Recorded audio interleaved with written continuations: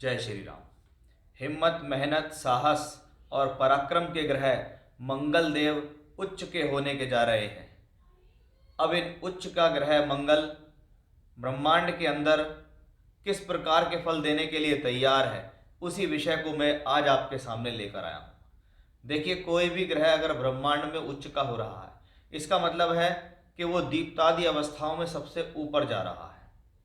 दीप्तादि अवस्थाओं में देखा जाता है कि भी ग्रह नीच का है, अस्त है, वक्री है, शत्रु क्षेत्र है, मित्र क्षेत्र है, स्वराशि का है और सबसे ऊपर पे जाके पहुंचता है तो उसको कहते हैं उच्च का ग्रह। उच्च का ग्रह यानी इससे ऊपर उस प्लेनेट का कोई लेवल नहीं होता। मंगल देव जो कि हिम्मत और साहस के प्रतीक हैं, तो शनि जो कि धैर्य के प्रतीक हैं, सहजता के प्रतीक है। उनकी राशि में मंगल उच्च का होता है, यानी ऐसा मंगल जोशीला भी है और धैर्यवान भी है, लेकिन जल्दबाज नहीं है। इस मंगल की ये क्वालिटी है। मेष राशि में मंगल स्वराशि के होते हैं, लेकिन मेष का मंगल और वृश्चिक के मंगल में जमीन आसमान का अंतर है और इनसे भी डिफरेंस रूप में काम करता है उच्च का मंगल।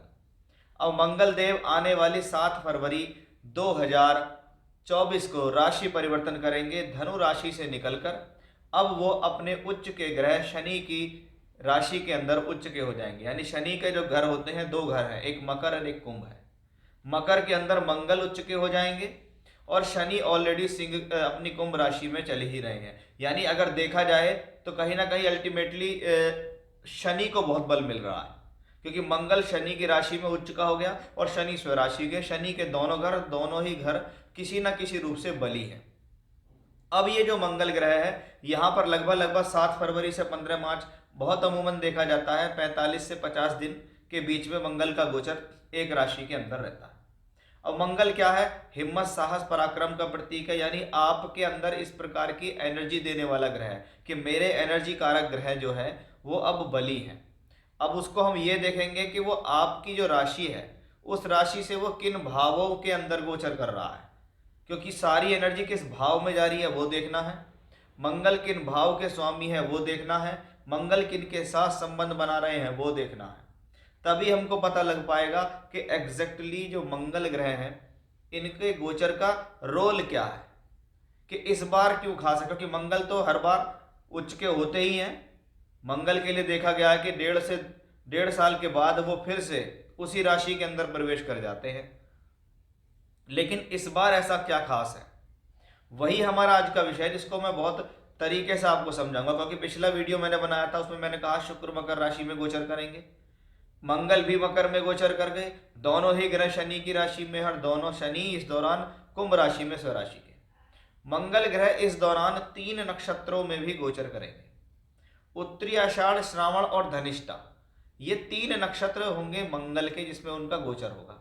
अब जिन लोगों को मंगल की दशा चल रही है, जिनको शनि की दशा चल रही है, उनके ऊपर इसका प्रभाव अन्य लोगों के मुकाबले ज़्यादा है। या अगर आपका जन्म उत्तरी आषाढ़, श्रावण या धनिष्ठा इनमें से किसी नक्षत्र में हुआ है, तो भी आपके ऊपर इसका फर्क अन्य राशियों के मुकाबले ज़्यादा देखा जाएगा। उत्तरी आषाढ़ नक्षत्र सूर्य का नक्षत्र, श्रावण नक्षत्र चंद्रमा का नक्षत्र, धनिष्ठा नक्षत्र मंगल का नक्षत्र। यानी यहाँ मंगल गोचर करते हुए स्वयं अपने ही राशि में, अपने ही कक्षा में, अपने ही नक्षत्र में गोचर करेंगे। यानी मंगल जो कि मकर राशि में एक स्थिति ऐसी आती है जहां पर ये परम उच्च के हो जाते हैं, लगभग 20 डिग्री के आसपास जाकर देखें तो मंगल उच्च भी होंगे, परमोच्च भी होंगे, मित्र ग्रहों के नक्षत्र में भी चलेंगे, अपने भी नक्षत्र में चलेंगे। यानी मंगल का बल आप देखिए कि ये साधारण मंगल नहीं है, ये आपके लिए बहुत बली मंगल है। अब इसको देखना यह है कि ये आपकी राशि के लिए कितना ज्यादा बेनिफिशियल हो सकता है। उसी चीज को, उसी विषय को मैं आज आपके सामने लेकर आया हूं। इसलिए बड़े वीडियो को बड़े ध्यान से सुने और समझें, जिससे आपको पता लगे कि ये मंगल अगर मकर में आए हैं तो हमें कब कब किन किन क्षेत्रों में फायदा दे सकते हैं, लाभ दे सकते हैं, कोई सावधानी बरतनी है, कोई उपाय करने हैं, वो सब मैं इसके अंदर आपको लेकर चलूंगा। इसीलिए मैंने इस टॉपिक का नाम भी रखा है कि मंगल का रास बुझाएगा प्यास। यानी कहीं ना कहीं ये जो मंगल का गोचर है, ये जो मंगल का रास है, ये आपकी प्यास को बुझाने वाला है। यानी आपके मन के अंदर जो उमंगे हैं कि मेरा ये काम हो जाए, मुझे ऐसा मिल जाए, तो उसको ये कहीं ना कहीं सक्सेसफुल करने में सक्षम है। अब इसको हम आपकी राशि से देखेंगे कि अब आपकी राशि से जो मंगल का गोचर है ये आपको क्या फल देने वाला है। आइए अब देखते हैं आपकी राशि के लिए ये गोचर कैसा रहने वाला है। मिथुन राशि, आपके लिए मंगल मित्र नहीं होते हैं, यानी इसको क्या कहते हैं हम, शत्रु ग्रह का गोचर है। लेकिन एक शत्रु ग्रह भी यदि आपको पॉजिटिव रिजल्ट देना शुरू कर दे तो इससे अच्छी बात ही क्या है कि भाई शत्रु भी हमारे फेवर में आ गए हैं। अब आप ये देखिए कि मंगल बुध की राशि के लिए मंगल छठे घर और एकादश का मालिक है। ये दोनों ही भाव अच्छे नहीं माने जाते क्योंकि ये छठे से छठा भी है। लेकिन अगर जीवन को देखा जाए तो बिना छठे घर के जीवन चलता नहीं, क्योंकि छठा घर जीवन में संघर्ष को दर्शाता है। छठे घर की जितनी व्याख्या करी जाए उतनी कम है, क्योंकि छठे घर की इंपॉर्टेंस इतनी ज्यादा है ज्योतिष शास्त्र के अंदर कि अगर 6th हाउस नहीं, अगर हिम्मत नहीं, मेहनत नहीं, पराक्रम नहीं, संघर्ष नहीं, कंपटीशन नहीं, मेहनत नहीं, तो आप जीवन में फिर सफल कहाँ हुए। आपने जीवन का मजा ही नहीं लिया, आपको पता ही नहीं कोई सी चीज कैसे अचीव की जाती है, कौन सा फल कैसे लिया जाता है, किस चीज को हम कैसे ग्रहण करते हैं। तो वो सब चीजें कहां से आती हैं, 6th हाउस से। अब 6th लॉर्ड एग्जॉल्टेड हो रहा है, ये ध्यान रखिए। 6th लॉर्ड छठे घर का मालिक उच्च का होकर अष्टम में गया। पहली बात, छठे का मालिक अष्टम में है, उच्च का है, विपरीत राजयोग की परिभाषा को पूरी करता है।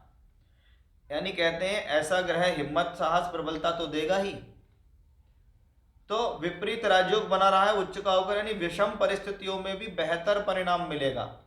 कि जब ये लगने लगे कि अब तो फंस गए, तब आप देखना वहां से निकलकर विजयी होकर आओगे। ये कहां से आता है, मंगल से। छठे घर का मालिक उच्च का है, छठा घर रोग ऋण शत्रु, कंपटीशन में विजय दिलाने का एक अच्छा कॉम्बिनेशन है, शत्रुओं को हराने का अच्छा कॉम्बिनेशन है। हालांकि छठे का मालिक उच्च हुआ है, शत्रु भी प्रबल ही होगा, लेकिन अंततः आप उस शत्रु को हरा लेंगे क्योंकि वो मंगल है, उसका नाम। परिस्थितियों से लड़ने की क्षमता मंगल देगा। इस दौरान शुक्र भी इसके साथ होंगे जो पंचमेश होकर यहाँ बैठे हुए होंगे, यानी ये समय एजुकेशनली अच्छा है, शोध के कार्यों के लिए अच्छा है, शिक्षा में आगे बढ़ने के लिए अच्छा है। अब उच्च का मंगल अष्टम भाव में है, आपकी एनर्जी 8th हाउस में चली गई। यानी ध्यान क्या रखना है, कोशिश इस दौरान करनी है, कोई भी काम करने से पहले ये सोचें मैं ये काम क्यों कर रहा हूँ, क्या ये काम मुझे करना चाहिए, क्या मेरी एनर्जी खराब तो नहीं हो जाएगी, यहाँ काम मेरा पैसा खराब तो नहीं हो जाएगा, कहीं मेरा समय तो खराब नहीं हो जाएगा। ये ध्यान रखने की यहाँ जरूरत है।